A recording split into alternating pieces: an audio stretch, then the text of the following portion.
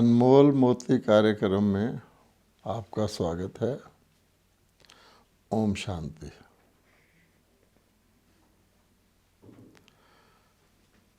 संगम युग ही केवल ऐसा समय है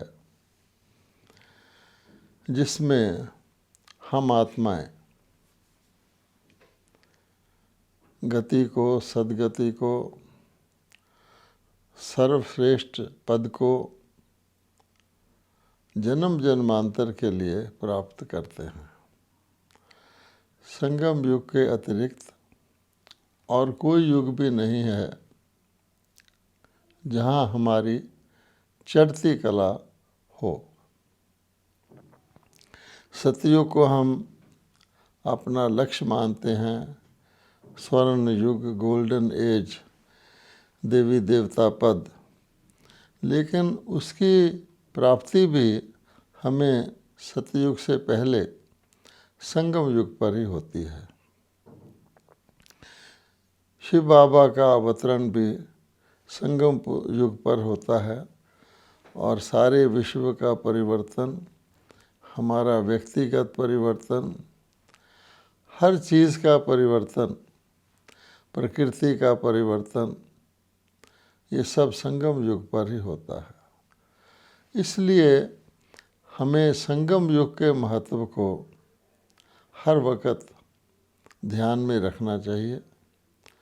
संगम युग पर हमें क्या क्या उपलब्धियां हैं जिनके आधार पर हम संगम युग के एक जन्म में ही अपने अनेक जन्मों के लिए अविनाशी कमाई कर सकते हैं और ऊंचे से ऊंचा पद प्राप्त कर सकते हैं। कहने को तो यही आता है कि दो युग के लिए, सतयुग और त्रेता के लिए संगम युग की प्राप्तियां हैं, लेकिन अगर हम वास्तव में गहराई में देखें तो सारे कल्प के लिए ही हमारी सभी प्राप्तियों का जो आधार है, मूलभूत, वो संगम युग ही है। तो आज हम देखते हैं संगम युग पर हमें शिव बाबा कौन कौन से संसाधन कहो, शक्तियाँ कहो, खजाने कहो देते हैं जिनके आधार पर हम अपना भविष्य बनाते हैं।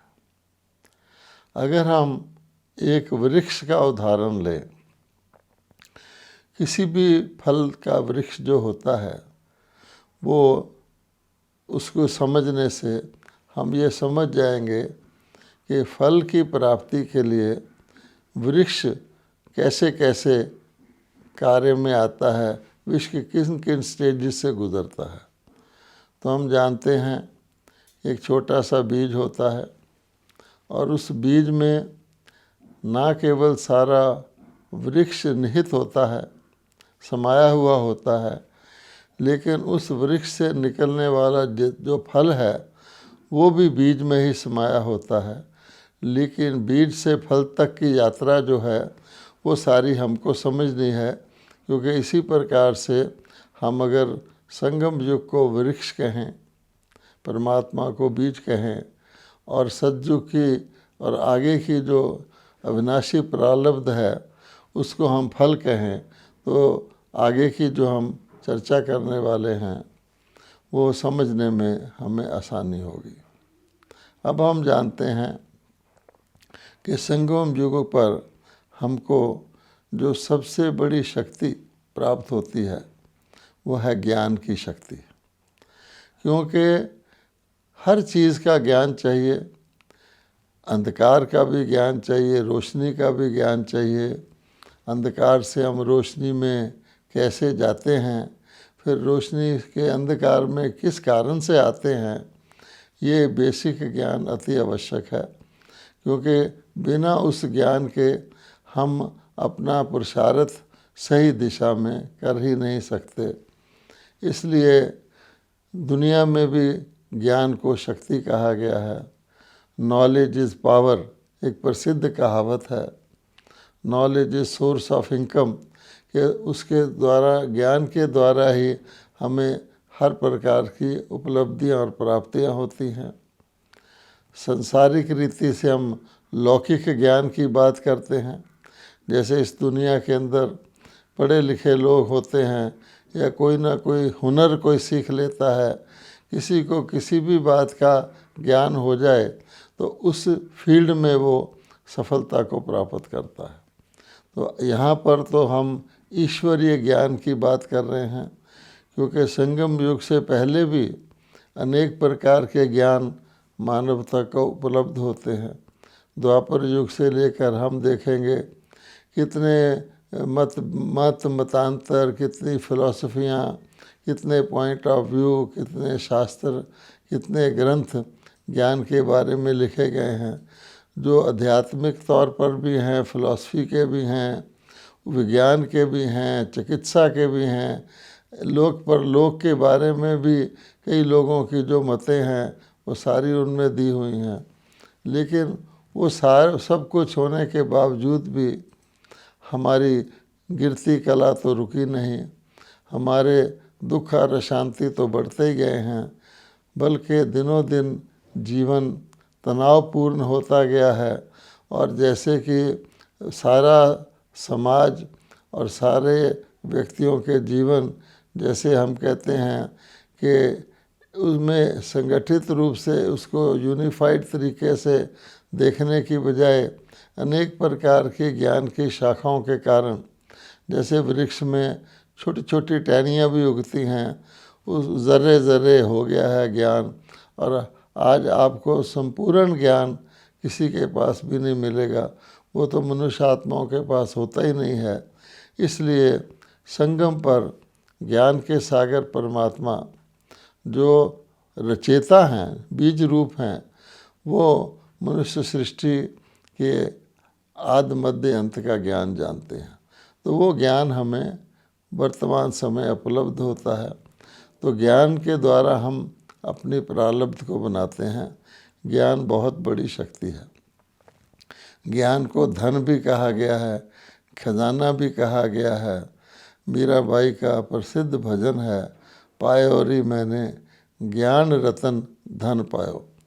कई तो ज्ञान को ही सबसे श्रेष्ठ धन मानते हैं, लेकिन केवल ज्ञान होना भी काफ़ी नहीं है।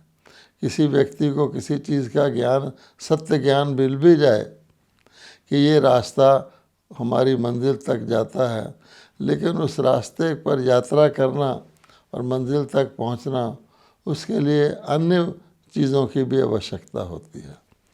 अच्छा, ज्ञान के साथ सबसे ज़्यादा आवश्यकता होती है शक्ति की। अगर किसी व्यक्ति को ज्ञान हो जाए कि तुम्हारे अंदर, शरीर के अंदर एक बहुत बड़ा रोग उत्पन्न हो गया है, इस कारण से उत्पन्न हो गया है कि मान लीजिए कि तुम मदिरा सेवन करते हो और अब रोग इतना बढ़ गया है, अगर तुमने मदिरा सेवन बंद नहीं किया तो तुम्हारी मृत्यु निश्चित है। अब वो व्यक्ति अच्छी तरह समझ जाता है कि मदिरा सेवन मेरी मृत्यु का कारण बन सकता है, और वो इस बात के लिए पूरी तरह से तैयार भी हो जाता है कि मेरी मौत इसमें है, मुझे इससे बचना है। लेकिन फिर भी वो अपने आप को विवश महसूस करता है। वो डॉक्टर को कहता है, डॉक्टर साहब किसी तरह से मेरी मदिरा छुड़वा दो। अर्थात मुझे मदिरा की जो आदत है उसको छोड़ने की शक्ति नहीं है मेरे अंदर। इसलिए कहा जाता है, एक तो किसी चीज़ को डायग्नोज करना होता है, आइडेंटिफाई करना होता है। तो आज के मनुष्यों में प्रथम तो आइडेंटिटी क्राइसिस है। उनको अपने दुख, अशांति, रोग का कारण ही नहीं पता है। भगवान उसका ज्ञान देते हैं।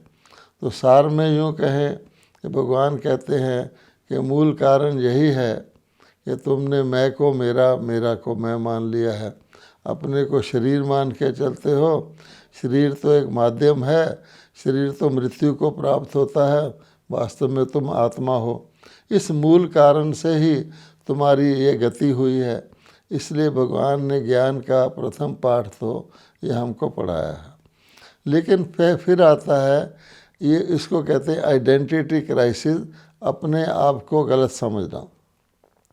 दूसरा फिर आता है इम्प्लीमेंटेशन पैरालिसिस, कि पता भी लग गया कि मेरे को ये रोग है, मेरे अंदर 5 विकार आ गए हैं, काम विकार है, क्रोध है, लोभ है, मोह है, अहंकार है। अब व्यक्ति कहता है कि मुझे इससे कोई छुड़वाए, समझ में तो मेरे आ गया। उसके लिए फिर शक्ति की आवश्यकता होती है। डॉक्टर भी जब किसी रोगी का बहुत भीषण रोग देखता है, कहता है तुझको ये दवाई करनी पड़ेगी, लेकिन ये दवाई बहुत शक्तिशाली है और इसका रिएक्शन हो सकता है।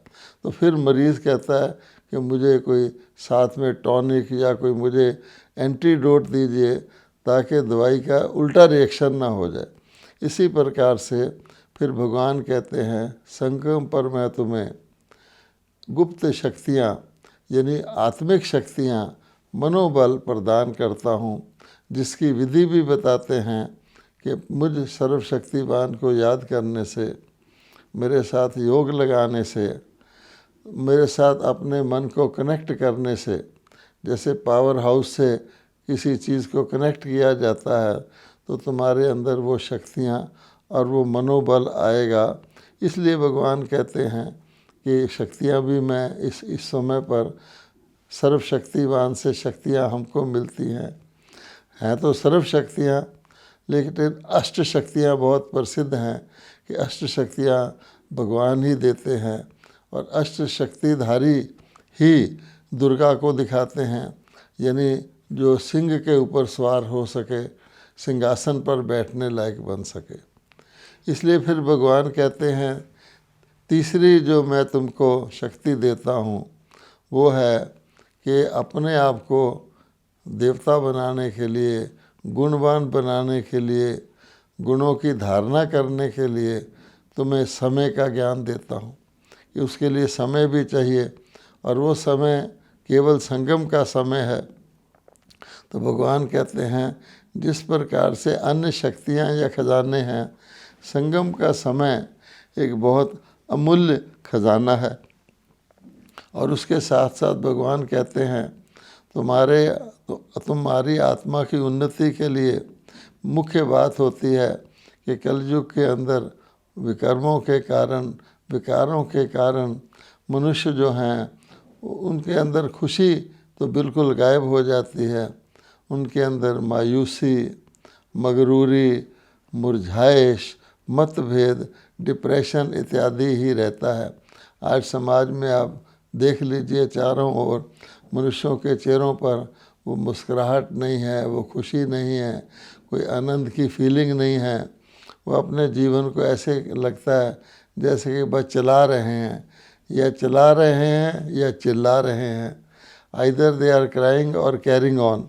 इसलिए भगवान कहते हैं कि खुशी के लिए भी भगवान हमको एक बहुत बड़ी शक्ति देते हैं, वो है सेवा करने का चांस। ईश्वरीय सेवा करने से, मनुष्यों को सही मार्ग पर लाने से जो हमें खुशी होती है, दूसरों को भी सही रास्ता बनाने के लिए, तो खुशी जैसी कहा जाता है खुराक नहीं है, खुशी जैसा खजाना नहीं है। तो वो खुशी भी हमारी एक प्रकार से शक्ति है संगम युग के ऊपर। अब फिर भगवान कहते हैं तुमने ये सब शक्तियाँ धारण की अपने आप के अंदर गुणों का खजाना भरने के लिए, लेकिन इसके साथ साथ भगवान कहते हैं अपने अंदर गुण भरना ही काफ़ी नहीं है, तुमको अन्य सभी आत्माओं के दुआओं का खजाना भी आवश्यक है। इस कहा जाता है दूसरों को संतुष्ट रखना और दूसरों से संतुष्ट रहना, ये इससे दुआएं मिलती हैं। लोग भगवान से भी दुआएं मांगते हैं, हे परमात्मा हम पर दया करो, हम पर कृपा करो, बस हमारे पर नज़र रखो कृपा की। तो भगवान कहते हैं ये दुआएं भी जो है कमाई जाती हैं, ऐसे किसी को दुआएं नहीं मिलती हैं। तो जिनसे के भी हम संबंध में आते हैं, संपर्क में आते हैं, जो हमें प्राप्ति हुई है वो उनको जब हम प्राप्त कराते हैं, उनके अंदर जो असंतुष्टता है, जो कहा जाता है अनसैटिएबल इच्छाएं हैं, कभी ना पूरी होने वाली इच्छाएं हैं, एक पूरी होती है दूसरी शुरू हो जाती है, उससे भी मनुष्य परेशान है। उन सब के लिए भगवान कहते हैं तुमको संतुष्ट करने की शक्ति देता हूँ, जिससे तुम्हें दुआएं मिलती हैं, और ये दुआएं बहुत काम आती हैं। ये नाजुक समय में दवाई से भी ज़्यादा काम आती हैं। और भगवान कहते हैं कि ये जो मैंने आपको खजाने दिए हैं, इनको तुमको इस्तेमाल करना है, यूज़ करना है। तो सबसे पहले किस पर यूज़ करना है? पहले तो अपने लिए यूज़ करना है। किसी के पास खजाने बहुत हों, कोई धनवान बहुत हो, लेकिन उस धन को यूज़ ना करे, उपयोग में ही ना लाए, तो उसका धन जैसे नहीं है के बराबर होता है। इसलिए भगवान कहते हैं जितने भी मैंने ये तुम्हें शक्तियाँ दी हैं, जिनको हम खजाने भी कह सकते हैं, इनको प्रयोग करोगे, उनको उपयोग में लाओगे, तभी वो काम के हैं। तो इसलिए भगवान कहते सबसे पहले तो उनको अपने प्रयोग में लाओ। Charity begins at home. जब हम अपने प्रयोग में लाएंगे, उसका अर्थ क्या होता है? खजाने परमात्मा दे रहे हैं, शक्तियाँ परमात्मा दे रहे हैं, उनकी कृपा है। इसको कहा जाता है कि आपका ईश्वरी जन्म सिद्ध अधिकार है परमात्मा का, गुणों का, खजानों का, ज्ञान का वर्षा। लेकिन उसको फिर हमें अपना बनाना है। जैसे किसी को कोई देसी घी का टीन दे दे, वो तो अच्छी बात है, लेकिन उस घी को अपना बना के डाइजेस्ट करके जब तक व्यक्ति अपने जीवन में शक्ति नहीं लाएगा शरीर में, तो बेकार है। इसी प्रकार से भगवान कहते हैं ये सभी चीज़ें जो हैं, शक्तियां हैं, इनको आत्मसार करना है, अपने अंदर समाना है, अपने जीवन में लाना है। अर्थात पिता द्वारा मिले हुए खजाने को हमें अपना बनाना है, ताकि तभी हम उसको प्रयोग कर सकेंगे। इसलिए भगवान कहते हैं खाली इन ज्ञान को, शक्तियों को सुनना और मानना नहीं है, कभी कभी इनका टेस्ट नहीं करना है, बल्कि इनको अपना बना लेना है। क्योंकि बीज अपनी शक्ति जड़ को देने के बाद डिसअपीयर हो जाता है। तो भगवान कहते हैं आप भी इस सृष्टि रूपी वृक्ष के जड़ अर्थात आधार मूर्त हो, उद्धार मूर्त हो, लेकिन बीज से तुमको सारी शक्ति अपने में धारण करनी है। अब आप देखेंगे कि जैसे हमने शुरू में कहा था, हमने एग्जाम्पल लिया था, उदाहरण लिया था कि फल प्राप्त करने के लिए हम बीज से लेकर सारे वृक्ष के प्रोसेस को हमें समझना है। अब आप देखेंगे कि फाइनली हमारे सारे इस शक्तियों का, इन खजानों का पर्पज़ क्या है। तो आप देखेंगे कि सतयुग में जो हमारी प्रारब्ध है, जहाँ से हमारा लक्ष्य है, जहाँ से हमारी अविनाशी जन्म जन्मांतर की प्रारब्ध शुरू होती है, जिसको हम स्वर्ग कहते हैं, जन्नत कहते हैं, सतो प्रधान दुनिया कहते हैं, सदा सुख जहाँ रहता है, संपन्नता रहती है, तो उसमें आप देखेंगे कि क्या परिस्थिति है। उसमें केवल हमारी जो क्वालिफिकेशन रह जाती है वो है सर्वगुण संपन्न। अर्थात सतयुग में जो देवी देवता हैं वो सर्वगुण उनके अंदर होते हैं। गुण है फल, तो फाइनल फल जो है वो हमारे गुण हैं। गुणवान आत्मा ही देव आत्मा है। तो इसका अर्थ क्या हुआ कि सतयुग में ईश्वरीय ज्ञान नहीं रहता। जो ज्ञान यहाँ पर मूलाधार है हमारी चढ़ती कला का, वो वहाँ रहता ही नहीं, उसकी आवश्यकता भी नहीं रहती। क्यों कि कहा जाता है दुख में सिमरन सब करे, सुख में करे ना कोई। जब पेड़ पर फल पक जाता है तो आप देखेंगे उसका कनेक्शन पेड़ से धीरे धीरे कमज़ोर होना शुरू हो जाता है।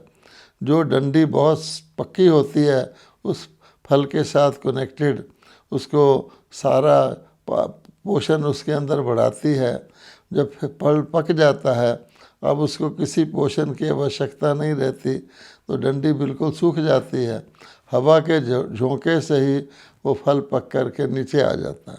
इसी प्रकार से भगवान कहते हैं कि सतयुग में आपको ज्ञान की आवश्यकता नहीं रहती।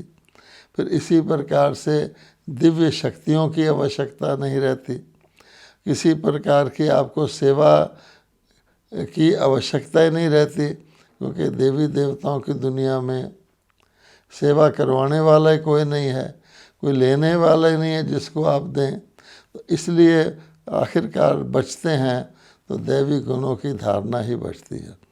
तब भगवान कहते हैं कि ये सारी चीज़ें, चाहे वो ज्ञान है, चाहे वो योग द्वारा प्राप्त की हुई दिव्य शक्तियाँ हैं, चाहे वो सेवा द्वारा प्राप्त की हुई खुशी है, चाहे वो संतुष्टता प्रदान करने द्वारा ली हुई दुआएं हैं, ये सारी चीज़ें, इनका लक्ष्य यही है संगम पर कि हम आत्माएं गुण संपन्न बने और सर्वगुण संपन्न बने। ऐसा भी नहीं कि हम कुछ गुणों में संपन्न बने, कुछ में ना बने, या हम ऐसा है कि सभी गुणों में संपन्न तो बने, पूरी तरह संपन्न ना बने। जैसे कोई एग्ज़ामिनेशन होता है, कोई परीक्षा होती है, उसमें भिन्न भिन्न सब्जेक्ट्स होते हैं, तो जिसको पास विद ऑनर होना होता है उसको सभी सब्जेक्ट में पास होना होता है, और हर एक सब्जेक्ट में पूरे मार्क्स से पास होना पड़ता है, तब उसका पूरा टोटल बनता है। इसी प्रकार से भगवान कहते हैं सर्वगुण संपन्न। ऐसा ना हो कि 2-4 गुणों में हम कमज़ोरी रह जाएं, बाकी गुणों में हम संपन्न हो जाएं। इसलिए भगवान कहते हैं कि इन सब चीज़ों को अति आवश्यक है कि हम संगम युग पर आत्मसार करें, अपने अंदर, आत्मा के अंदर उनको ग्रहण करें। तो इसलिए भगवान कहते हैं जैसे ज्ञान है, एक होता है ज्ञान को सुनना, एक होता है समझना, एक होता है उसको मानना, स्वीकार करना, उस पर निश्चय करना, और एक होता है उसको समा लेना अपने अंदर, मास्टर ज्ञान स्वरूप बन जाना, ज्ञान को धारणा कर लेना, ईश्वरीय ज्ञान को अपना बना लेना। अब अगर हम ये नहीं करते तो फिर क्या होता है, हम ज्ञान को अच्छी तरह सुन भी लें, दूसरों को सुना भी लें, लेकिन फिर भी हमारी वो अवस्था, ज्ञान उस काम में नहीं आता जिसमें हम उसे लाना चाहते हैं।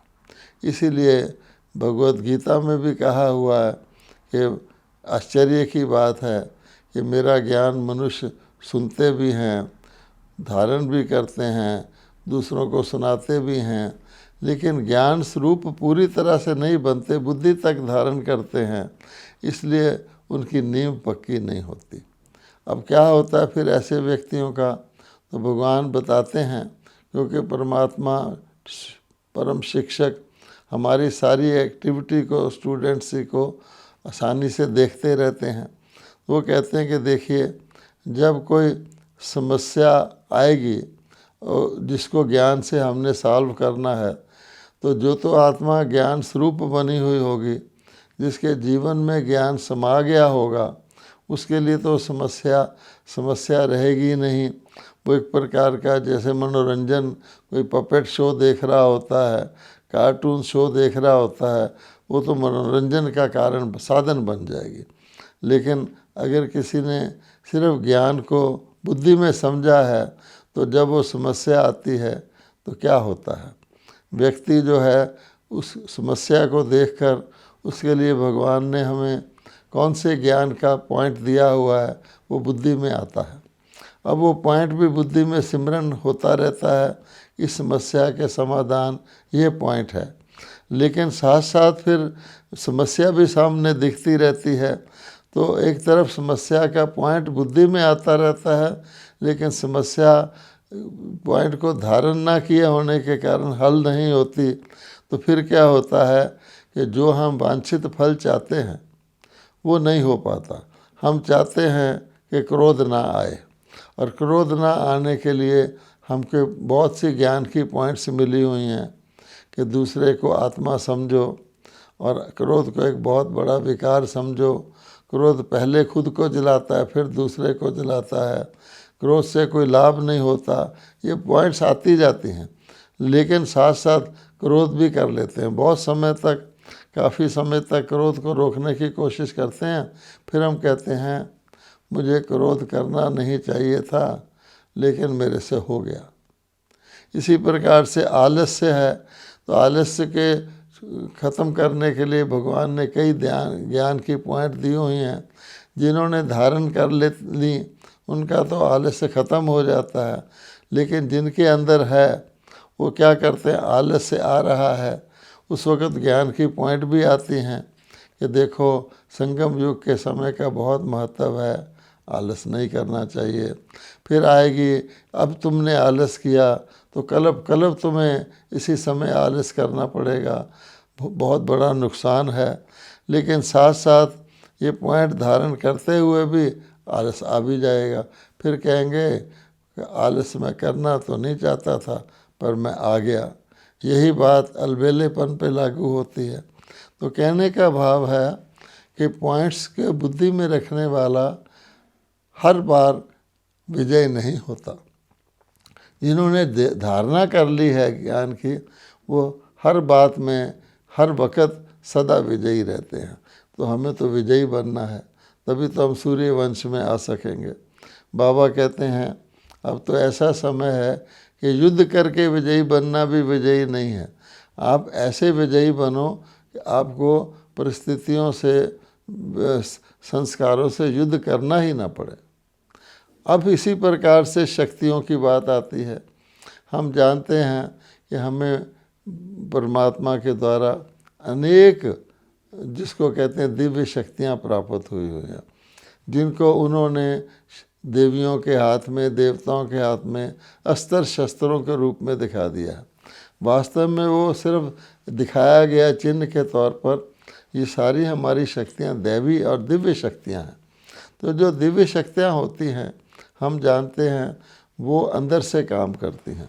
तो क्या होता है, अगर शक्तियाँ हमने जीवन में धारण नहीं की हैं, बुद्धि में रखी हैं, तो फिर क्या होगा, जब हम किसी शक्ति की आवश्यकता पड़ेगी और हम उसको बुलाने का ऑर्डर करेंगे, संकल्प करेंगे, ऐ शक्ति आओ, तो शक्ति समय पर नहीं आएगी। जैसे कई कर्मचारी जो होते हैं, जब देखते हैं कि ऑफिसर कमज़ोर है तो उसका कहना फ़ौरन नहीं मानते, तो बाद में आने का क्या फ़ायदा। जैसे कई बार झगड़ा होने के काफ़ी समय बाद पुलिस आती है, या आग लगने के काफ़ी समय बाद फायर इंजन आता है। इसलिए समय पर नहीं आएंगी शक्तियाँ। या फिर यह है कि जो शक्ति चाहिए वो ना आकर के दूसरी शक्ति आ जाएगी। हमको चाहिए सामना करने की शक्ति, वो ना आकर के सहन करने की शक्ति आ जाएगी, तो हम सहन करने लग जाएंगे। समाने की शक्ति चाहिए, तो समाने की शक्ति पूरी तरह हमने जीवन में धारण नहीं की हुई, तो फिर क्या होगा, किसी बात को हम काफ़ी देर समाएंगे, मान लो आधा घंटा तक हम उस शक्ति को, किसी बात को जो हमें नहीं बोलनी है उसको समाये रखेंगे। फिर अचानक क्या होगा कि उसको हम बोल देंगे, क्योंकि शक्ति पूरी तरह से काम नहीं कर रही है। इसलिए भगवान कहते हैं जब तक आत्मसार नहीं करोगे, तब तक जो है अपना ज्ञान को नहीं बनाओगे, अपना शक्तियों को नहीं बनाओगे, बुद्धि तक रखोगे, तब तक आप देखोगे हर वक़्त सदा हर परिस्थिति में विजय प्राप्त नहीं हो सकेगी। इसलिए भगवान कहते हैं कि मेरी श्रीमत पर चलो। तो मेरी श्रीमत भी एक बहुत बड़ी दुआ है, क्योंकि उसके अंदर सब कुछ भरा हुआ है। उससे आप ज्ञान, गुणों, शक्तियों, सेवा आदि सब को यथार्थ रीति से धारण कर सकते हो। तो इसलिए केवल आधा अधूरा जीवन में नहीं चलना है। यूँ भी कहा जाता है नीम हकीम खतरा जान, बल्कि संगम युग की उपलब्धियों का पूरा लाभ लेकर जीवन में उनको धारण करना है, क्योंकि सतयुग में ये उपलब्धियां हमारे पास नहीं होंगी और हमको सर्वगुण संपन्न बनना है। ये हर वक्त हम ध्यान में रखें। ओम शांति।